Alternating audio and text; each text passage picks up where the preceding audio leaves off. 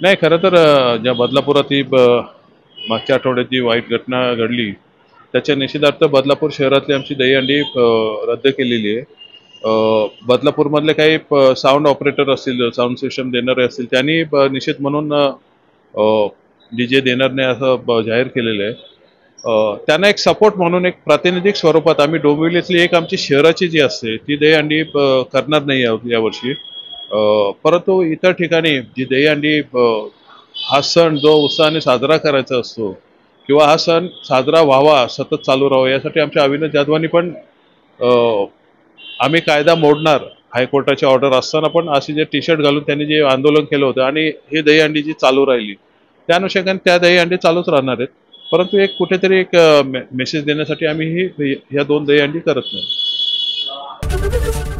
ABP माझा, उघडा डोळे बघा नीट.